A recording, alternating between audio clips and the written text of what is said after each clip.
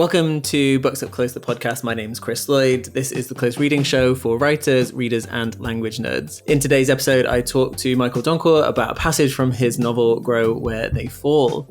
Michael studied English at Wadham College, Oxford, and then undertook a master's in creative writing at Royal Holloway. The Observer named him as one of 2018's best debut authors for his first novel, Hold, and in 2019 he was longlisted for the International Dylan Thomas Prize and shortlisted for the Desmond Elliott Prize. His second novel, Grow Where They Fall, was published by Penguin in 2024.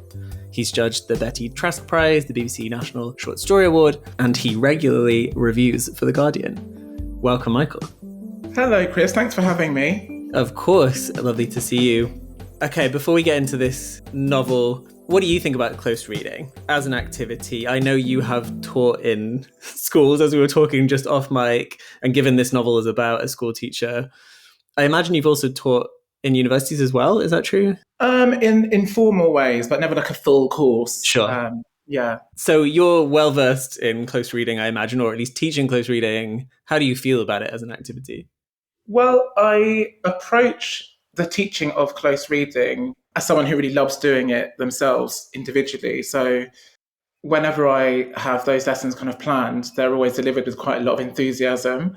And lots of my students, I think, when they first encounter me, are often a bit overwhelmed by how much stuff I can draw out of a short passage and how we can have spent one lesson on a tiny paragraph.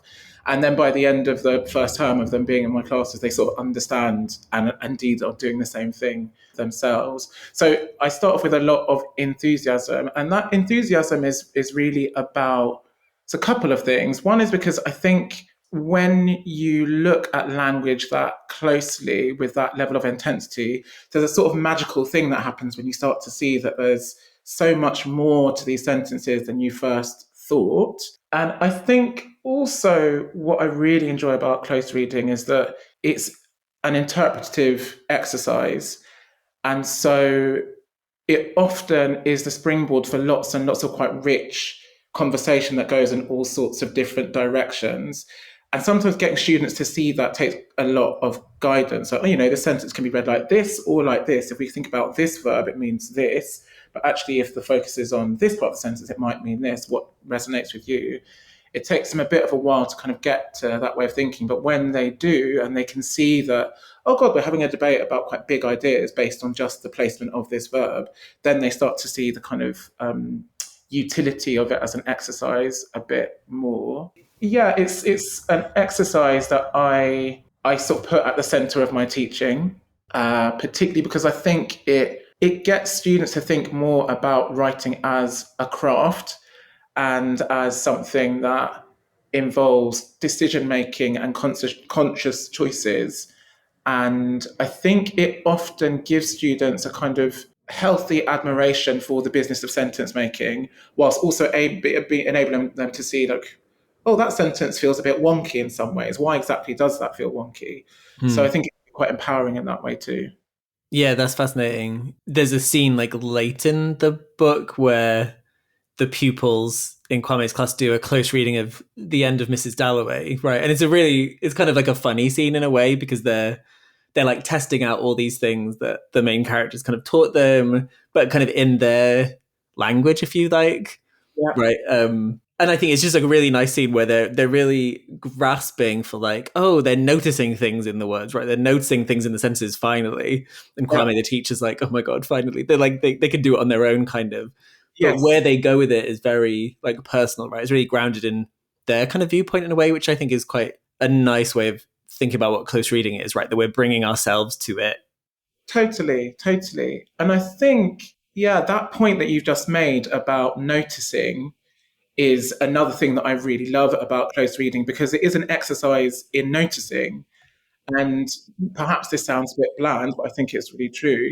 We live in a world where really noticing and deeply engaging with what you notice is actively discouraged. And so there is something radical and countercultural about saying to people, okay, for 5 minutes, we're actually just going to talk about 2 sentences, or even half an hour, we're just going to talk about 2 sentences. We're not going to flip between things and sort of disperse our attention in that way. We're going to train our attention on these things and see what comes from engaging with something really small.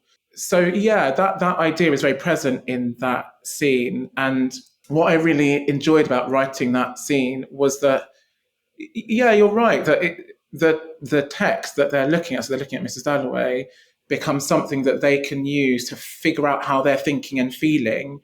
And also in the process, it speaks to how Kwame is thinking and feeling as well. So there's something quite unifying that happens in that act of close reading, that kind of communal act of close reading. Yeah. I mean, we talked about a couple of passages to read on this episode, and we decided on this one. And I picked it for maybe an unconscious reason, I don't know, but it was one that I'd flagged when I'm like reading, I like turn over the pages. I then, and I don't always say this on the episode, but like I pick the passage and then don't go back to it until like 10 minutes before we start recording. And that's when I make my annotations, like kind of quickly in a way. Yeah. I kind of noticed something that I hadn't noticed the first time I read, which is part of what I find exciting about this process and doing it with the author. But I was like, oh wait, I think this passage is about something else actually. Interesting. And which wasn't on the kind of forefront of my mind the first time. So yeah, so this passage is from page 83. If you've got the paperback copy with you, everybody. If you haven't got the paperback copy, you should probably buy it right now, and then you can read along and think with us. And you don't really need to know anything about this passage. I think you get quite quickly what's going on. But yeah, please, would you read it for us? That'd be great. Yes. Okay. Ahmed stared at his lap.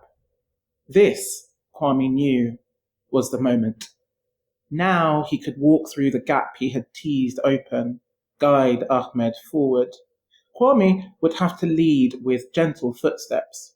His directions to Ahmed needed to be prefaced with quiet self-deprecations that, somehow, never undermined his ultimate control.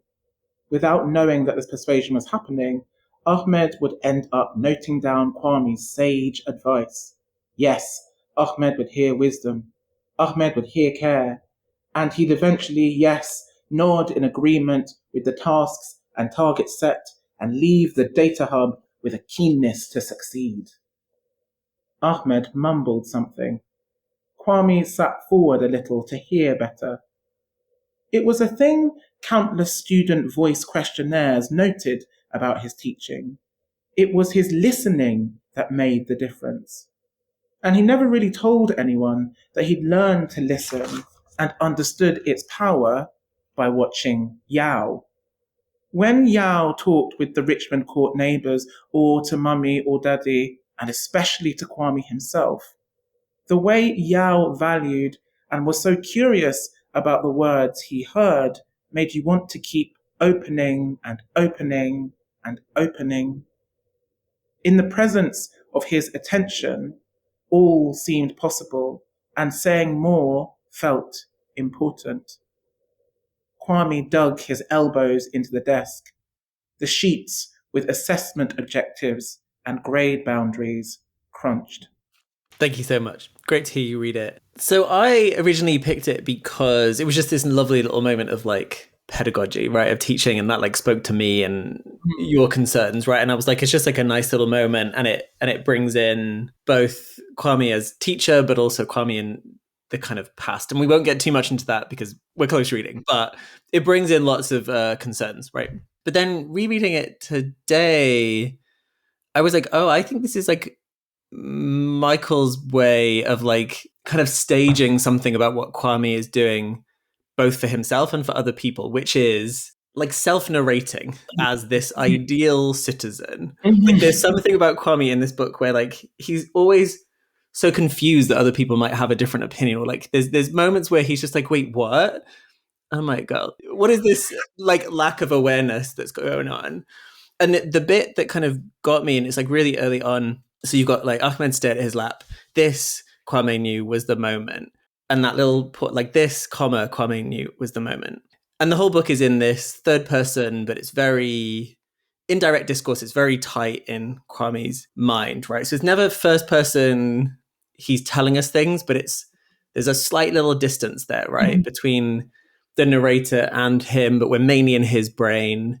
Which is interesting. They talk about Mrs. Dalloway in the same way, right? Like the wolf is never letting us go completely into Clarissa's head.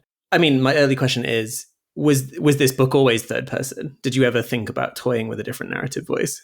No, it was always third person. I think I'm scared of the first person voice, writing in the first person voice. I feel like when I experiment with it, it sounds a bit mawkish.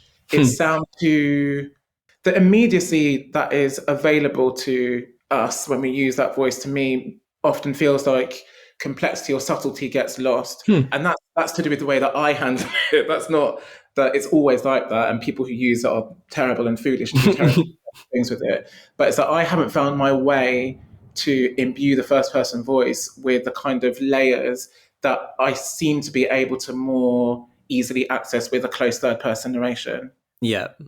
Yeah. Yeah, no, that's interesting, because here you kind of are using the third person to kind of bring us into Kwame's mind, but like we don't always know we are, right? Like this Kwame knew was the moment, and like that's him being like, yeah, I've got him, right? I've got Ahmed, where and you're kind of like, I get it, like it's a nice moment when you've got a student, but at the same time, there is something about his self-aggrandizing here. Yeah. Right now, he could walk through the gap he had teased open, guide Ahmed forward.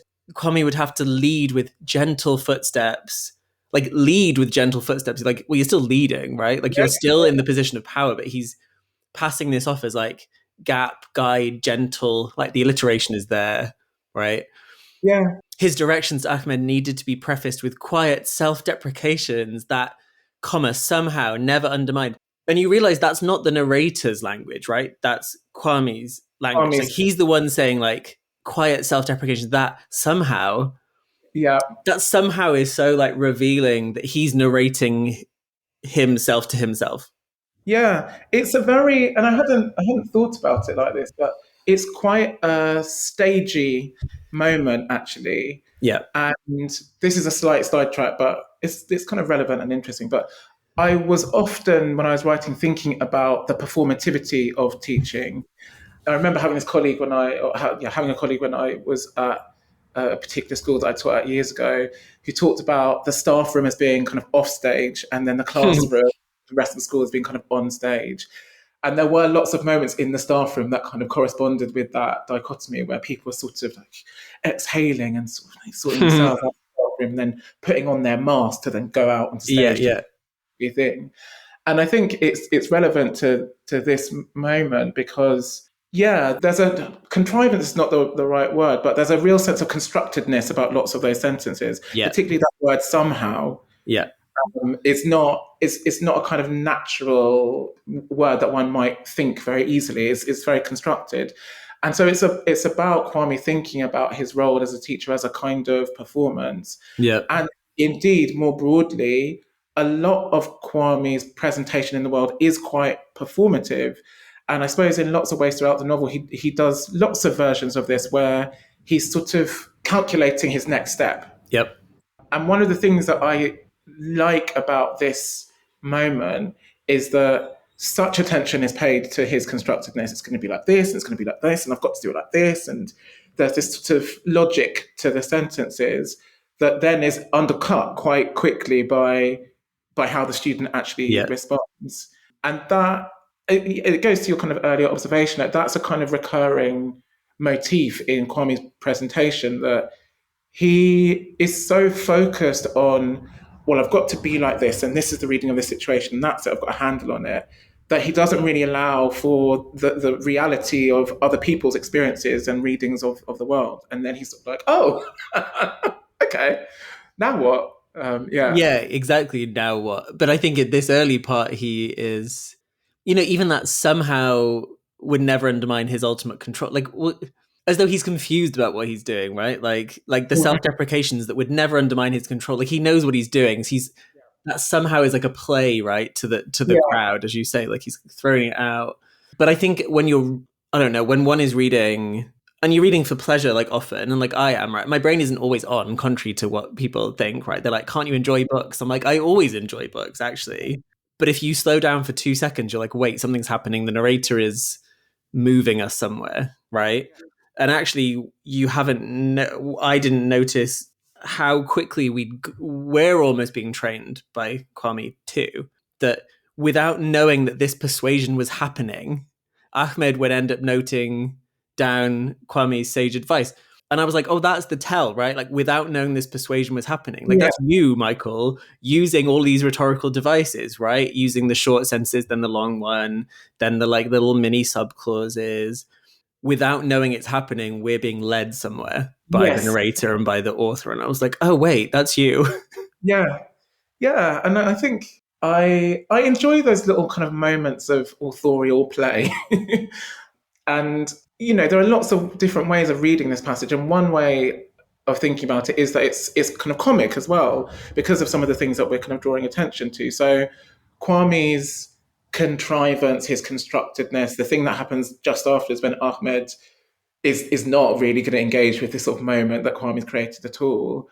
And the self-aggrandizing quality that you're talking about is also kind of funny. There's a sort of thing here where we're being invited to see some of Kwame's foibles and to see that even though he's the kind of center of the story, he's flawed and foolish and a bit silly and in some ways maybe kind of lovable for his silliness, but also, laugh at him a little bit, I think, because of his...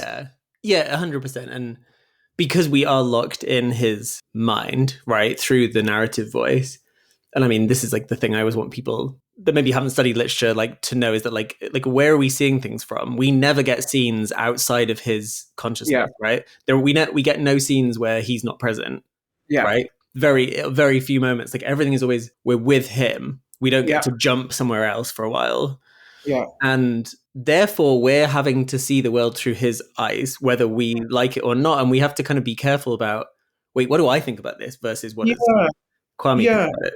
I think that's an important thing to focus on. And it's often something that I talk about a lot when I'm teaching creative writing, which is that for me, and this novel is a good example of it, often writing is a really purposeful act of directing the reader's attention.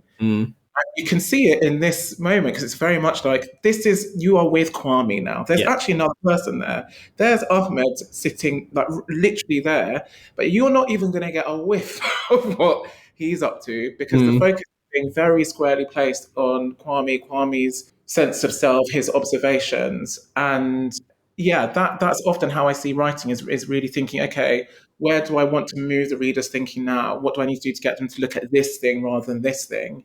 And that kind of corresponds with what Kwame is up to as well in this moment as well. Yeah, quite. And like the next sentence, yes, Ahmed would hear wisdom. Ahmed would hear care. And he'd eventually, yes, double yes is hilarious, nod in agreement with the tasks and leave the data hub with a keenness to succeed. Like, okay, Kwame is like now just like drifted into this full state of fantasy, right? Like this is the ideal pedagogic scene where like he would hear wisdom, he would hear care, right? Like, would he? Yeah. There's no sense of like, how do I communicate care? It's yes, Ahmed will hear it and feel it. Like he must do. Yeah. We are like, okay, the delusion is growing. Yeah, absolutely. And I think there's something, delusion is quite a useful word for this moment. And I think there's a fictive thing going on. He's sort of creating this fantasy. And I suppose there are a couple of things that are interesting about that kind of fantastical mode of Kwame's thinking. One is that it's sort of like a relief for him or a release in some ways from the very real school day context that he's in, which is full of all sorts of demands that are so far away from that fantasy. So it's like, oh my God, I'm going to have a moment of just kind of dreaming about what if. And I suppose also there's something about control, and Kwame, I think in the world often doesn't feel that much like he's in control. I think he feels like there are lots of forces that kind of buffet him around. And so this is a moment where in his imagination, he can kind of control the situation. And again, as we were saying earlier, the comedy, or maybe even the pathos in some ways, comes from the fact that he can't. He can't, try as he might. Reality is going to erupt into his fantasy and prove him otherwise. Yeah. And I think you do that at the level of the language, because after that real kind of escalation of the rhetorical devices, right? The yes, paragraph, new paragraph, Ahmed mumbled something, full stop. Yeah. You're like, oh, like we crash immediately, down to earth, like immediately. And I think it's just funny, like even mumbled something is very like it's much more ordinary language than what we've had in the previous paragraph, right? Or at least in the grammar of those previous lines. Yeah, totally. There's something much more. I don't know. There's a kind of expansiveness about those previous phrases, imaginings, and the arrival of Ahmed is a much more contained thing in itself. And I think there's also something interesting about mumbling as a sort of like a kind of incoherent form of communication, or a form of communication that is hard to read. And then previously we've had this like sort of hyper articulate series of thoughts from Kwame, and that kind of contrast is quite jarring. And I think it sort of speaks to, again, the sort of disconnection between Kwame and his student at that moment. That Kwame sort of wants to communicate, or imagines communicating in this very sort of florid manner. But the actual person that he's communicating with is not able to access that, or doesn't want to access that register, isn't interested in accessing that register. And even like Kwame sat forward a little to hear better. Like, oh wait, I have to move. You know, like he's been so convinced that he's just gonna, what's the phrase, like lead Ahmed through this like idea, right, and through this scene of teaching, that actually he has to do something actually instead. But then he turns. It was a thing countless student voice questionnaires noted about his teaching. It was his listening that made the difference. You're like, okay, even the interruption of Ahmed's like real brute reality, even that doesn't stop him in his like thinking. But like countless is his word, right? It's not the narrator's word, it's Kwame's word. So even though it's not first person narration, dear listeners, countless is his language, right? Because he's like, oh, I've got countless questionnaires that have like told me this. It's just very funny that it was his listening that made the difference. And you're like, okay, but are you listening though?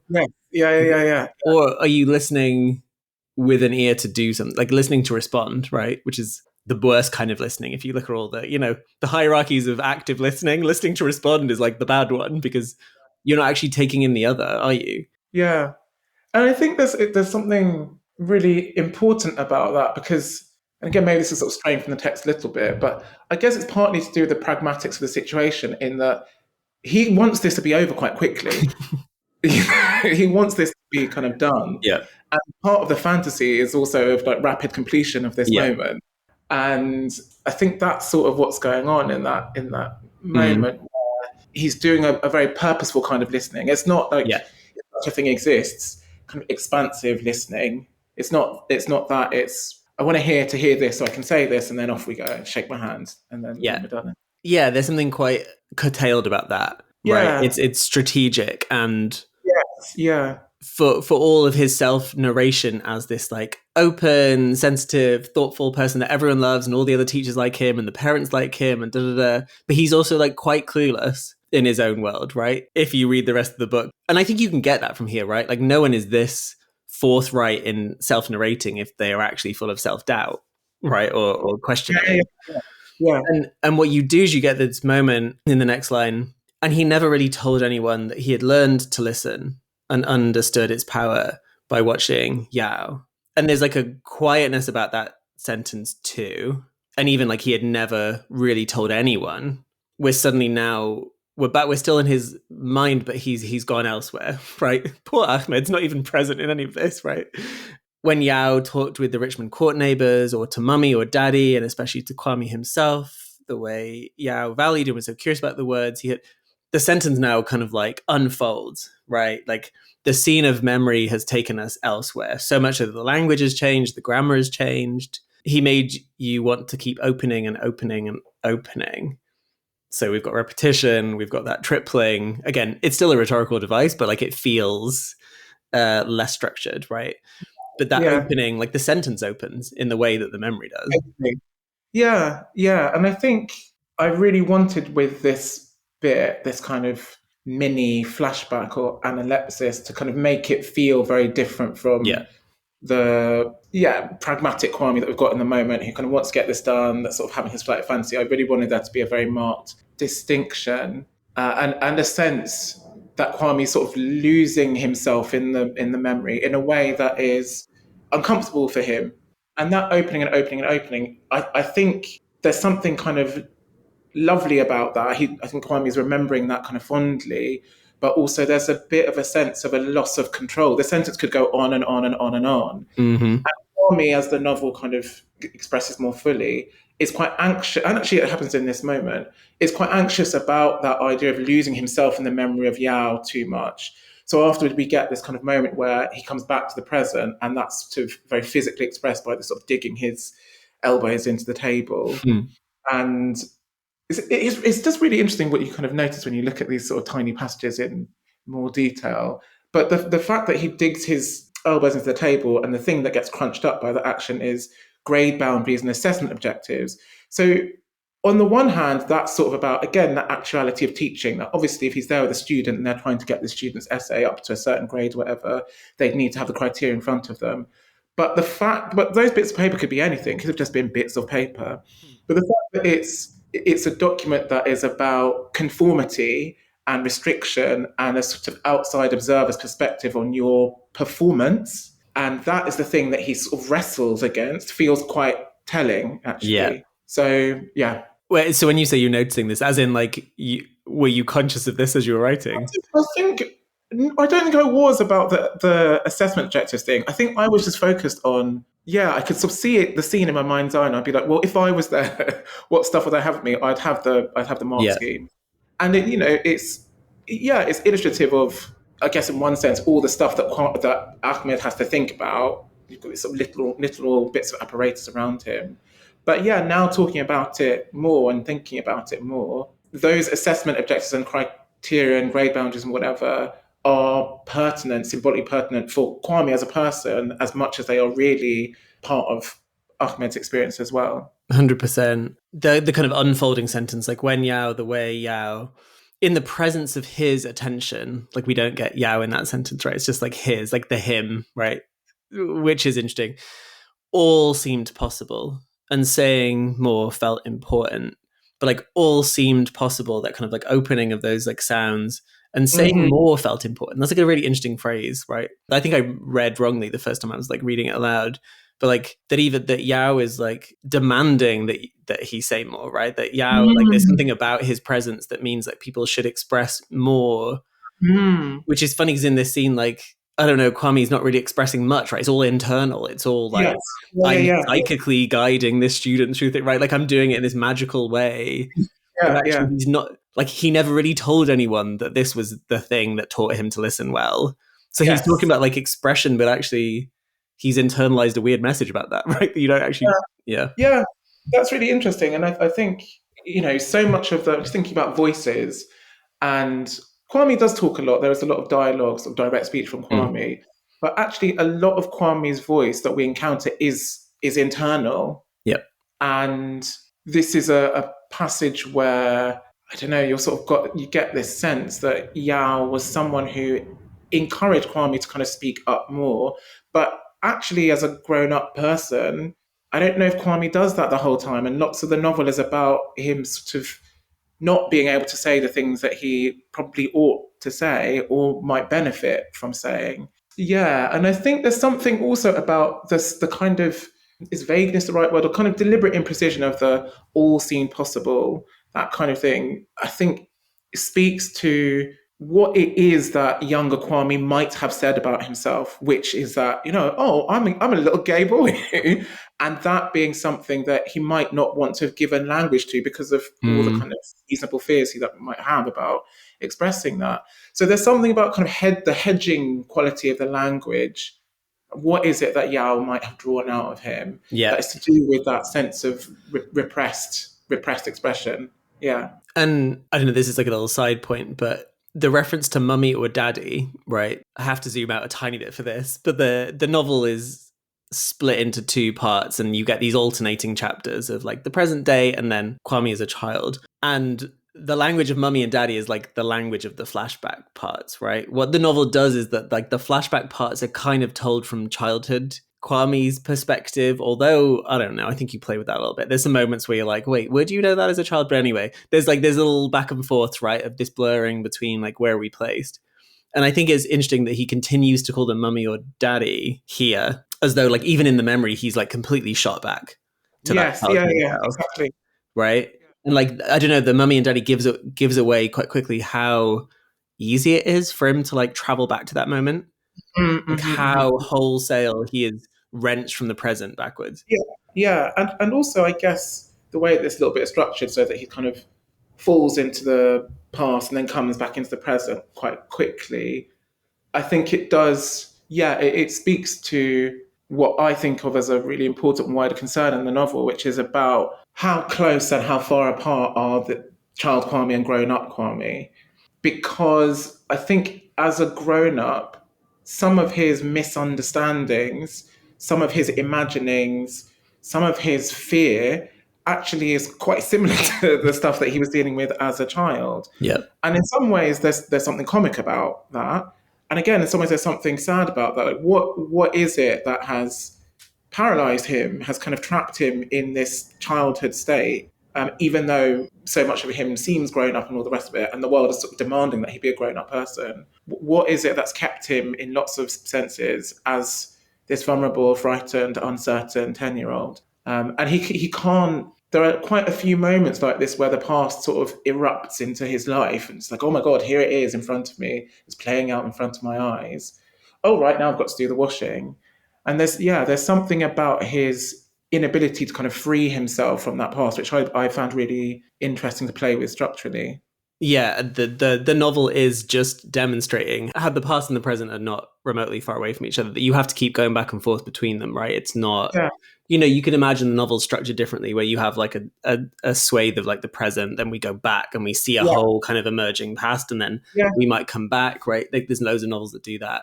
But yeah, instead, this constant shuttling back and forth, you kind of get that shuttling here too, with yes, of like self, other, interior, exterior, yeah. past, present, and so on and so on. Absolutely. And actually, it's interesting because when I was drafting the novel and thinking about how's this sort of past narrative and the present narrative going to work, how they're going to work together, it was really hard. And I got myself into quite a tangle at various points. At one point, I thought, well, maybe it would be easier. I thought it would be easier to have, okay, the first half of the novel will be set in 1997 and the second half set in 2018. And then I thought about what the reading experience of that would be like and what the kind of emotional experience of that would be like in terms of Kwame's character. And I thought there was so much more to be said by having this sort of shuttling thing, as you say, moving between the two. It says so much more about Kwame Yeah. as a grown up person who has this sort of kind of, in some ways, burdensome legacy that he can't quite manage. I think if you had in those two neat sections of 1997, then 2018, there's almost a sort of sense of neatness and kind of like discreteness about, okay, well, 1997 happened and then that's that. But I think by having that sort of shuttling thing, it shows how alive the past is. And also, I think there's something interesting in that Kwame's parents, sort of think about how to talk about this without revealing too much, but something that happened in the past, in Kwame's childhood, in the 1997 bits of the novel, that Kwame's parents don't really want to talk about anymore. And he talks about the fact that they don't talk about it. So for them, the past is this thing that they've sort of sealed off and parceled off. By contrast, for him, it's something that is still very kind of there and sort of present for him. And you get that sense, I think, with the sort of 1997, 2018, 1997, 2018 structure, and in moments like this as well, where you have these little flashbacks within a paragraph. Yeah, that actually the past is like really formative in that way, Yes, right? And is shaping how he sees what happens now. yes, And I think exactly. that's just like, you can find so many of those moments. So it's really nice that that's in this little extract. I Yeah. mean, that might be a nice way to turn, because you just talked about the difficulty of writing and figuring out the structure. This part of the episode is where I ask, like, what is your writing practice? Do you have one? What does it look like?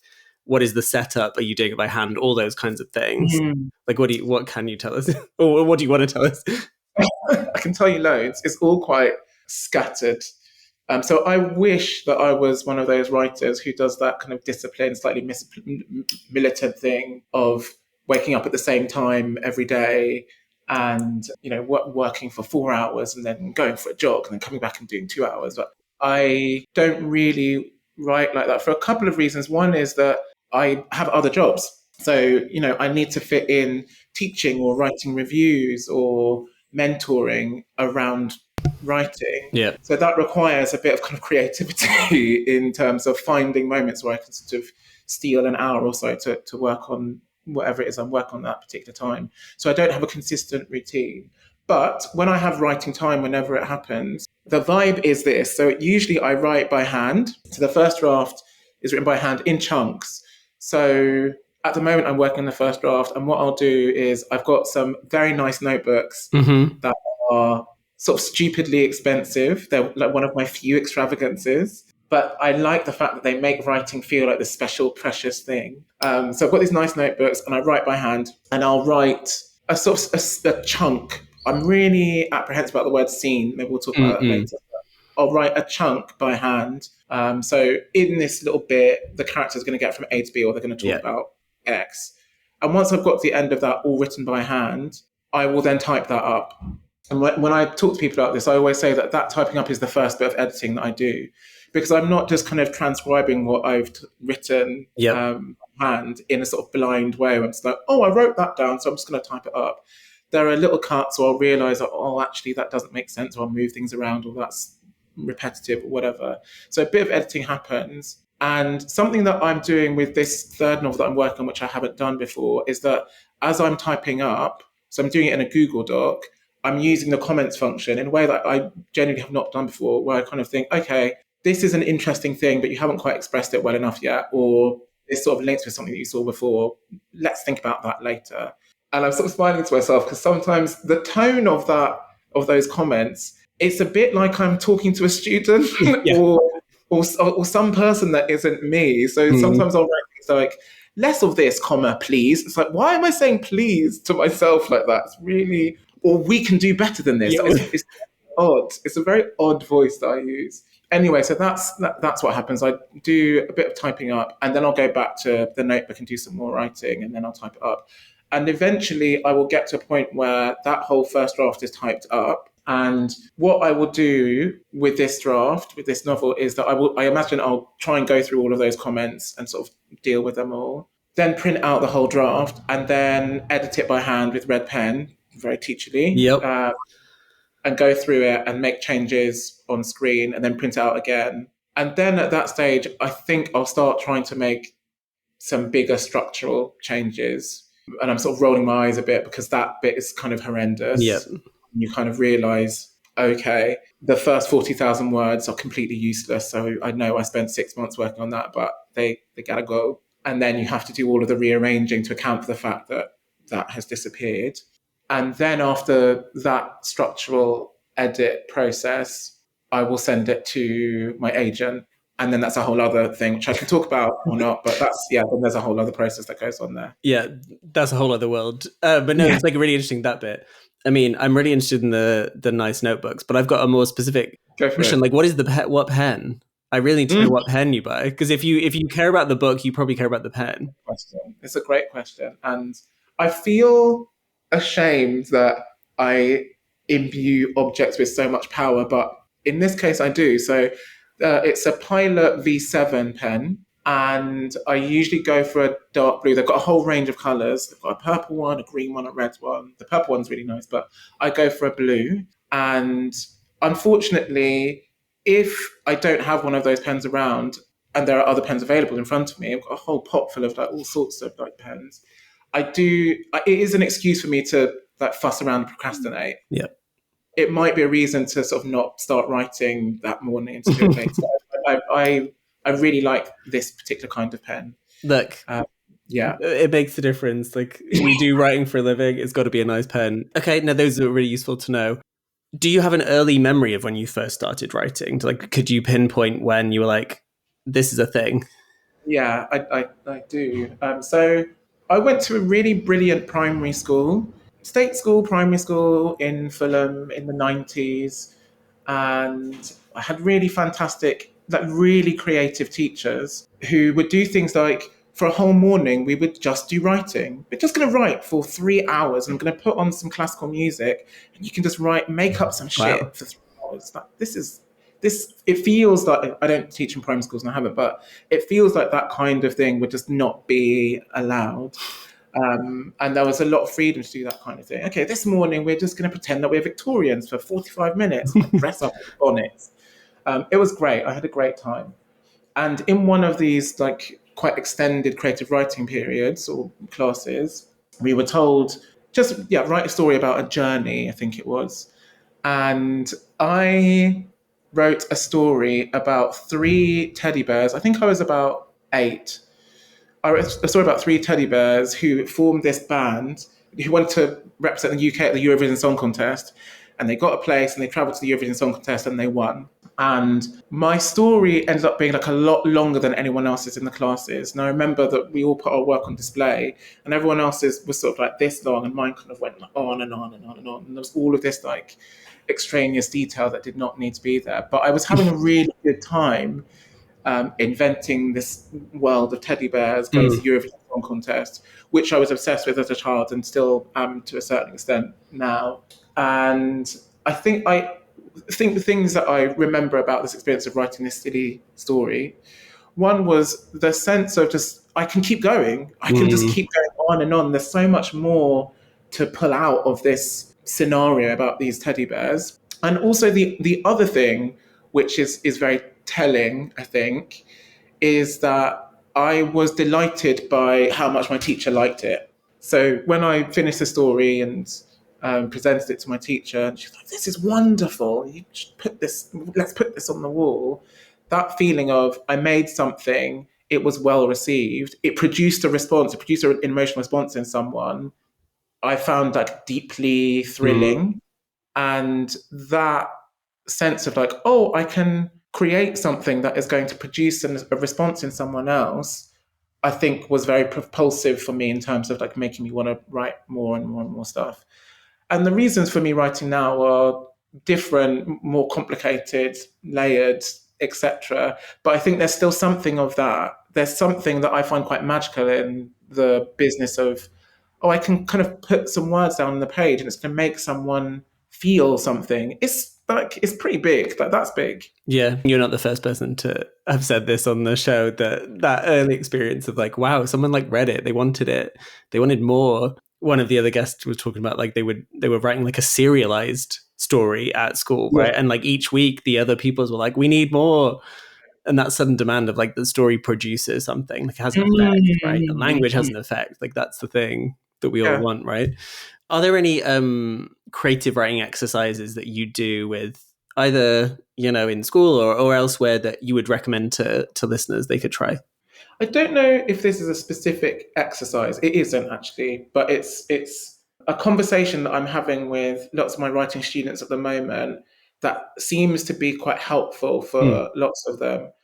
And it's the idea of kind of holding your ideas lightly. And I'll sort of expand on what I mean by that. So I think often, especially when, and understandably, when writers are at the beginning of their writing journeys, or if they're at the beginning of a writing project, there's often the tendency to kind of hold on to what the novel is about, what the characters are going to do, what the purpose of this project is very firmly. It has to be like this. I've got this plan. It's got to be like this. And as I say, I completely understand that intensity and that sort of tenacity. But I think if you can sort of be a bit more flexible, okay, so this is a novel that is set in 19th century Ghana, and my sort of feeling is that it's going to be about a carpenter, and it's going to be about his navigations through Ghanaian society as a carpenter at that time. I think that's what it's going to be about. But if you have an openness to other things coming up as you write, oh, I wrote this chapter that I thought was going to be about him going to the forest to chop down a tree to get the wood. And I suddenly started thinking, I want to write about the tree's experience.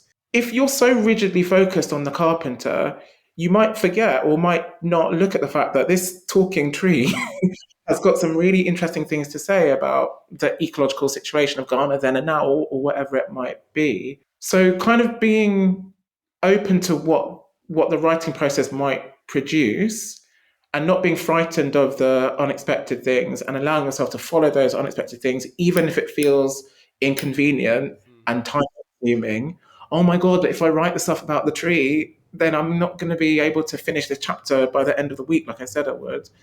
Like, just follow those things. Don't be so bound by, I said it was going to be like this, especially in the first draft, which I think is the place where you just get to throw it all in, have a good time, mess around, see what happens, be incoherent. You will find patterns later on, but just like do a lot of weird shit when you're doing the first draft. And that doing the weird shit, I don't think you can necessarily do if you're so focused on it being a particular way. So holding things lightly, yeah.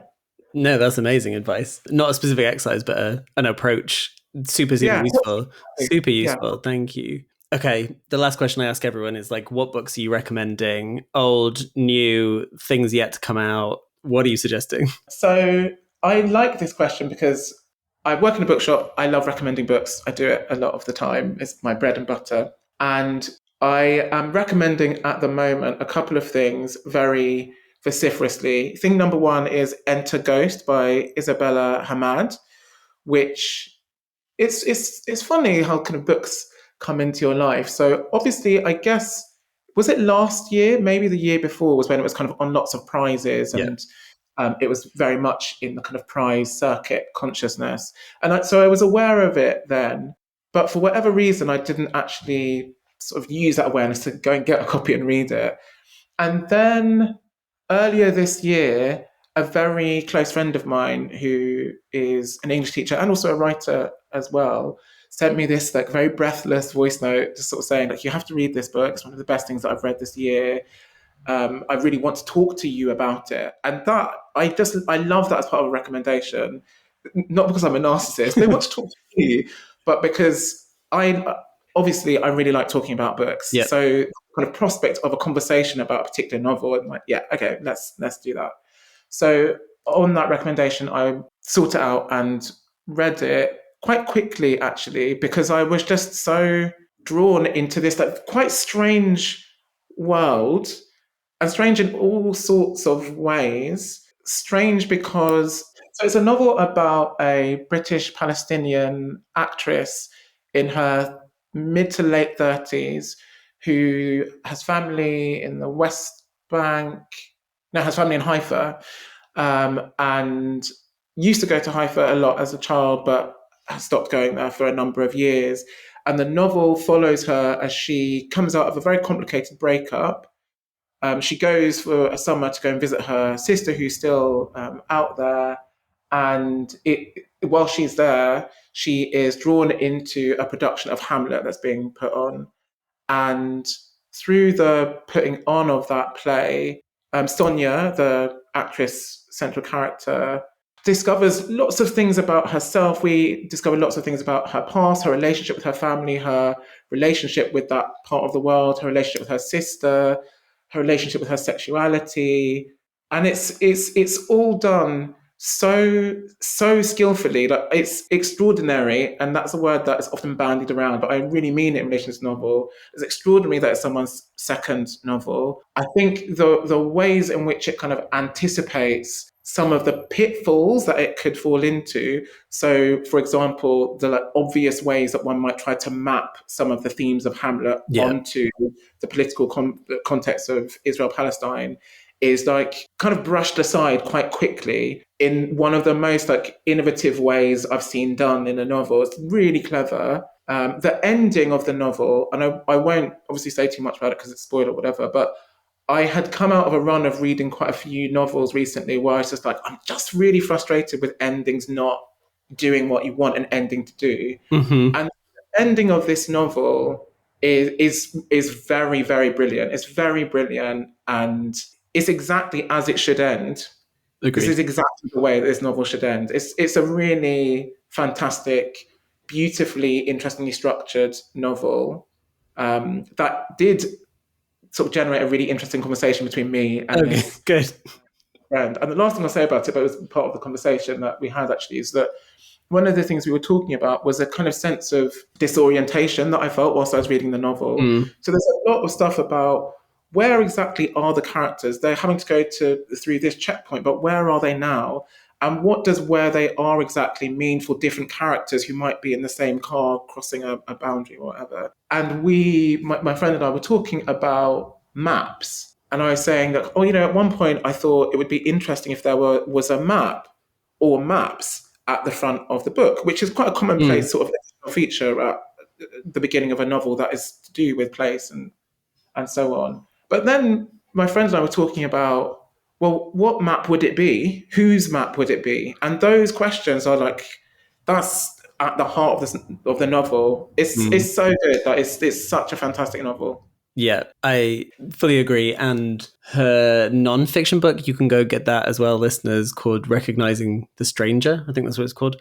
Yeah. Which is a brilliant lecture she gave on narrative, but also it's about history and politics. And somehow she uses narrative as a way of explaining so much about Palestine, but also about just like the nature of like how we imagine the other. It is staggeringly good. Like, and that's really short. Like, again, I don't know how she did that. I think it's even like somehow it's even better than a novel. I don't know how, but it's just like a lecture she gives, right? But it's so precise and astounding. So definitely go get those things. That is a great recommendation. Thank you. Well, that's a perfect place to end. Thank you so much, Michael, for your time. I really appreciate it. Pleasure. Thank you so much for asking me to come and talk. I've really enjoyed myself. Thank you for listening to this episode. Please subscribe if you haven't already. Leave a review and share with people you know. You can also follow the show and me on Instagram at Books Up Close and on YouTube. And if you can, please do fill out the feedback form linked in the show notes. It's really helpful to us. You can get show transcripts and more information by subscribing to the Substack. This show is made possible by an Impact Accelerator Award from the University of Hertfordshire and the Arts and Humanities Research Council.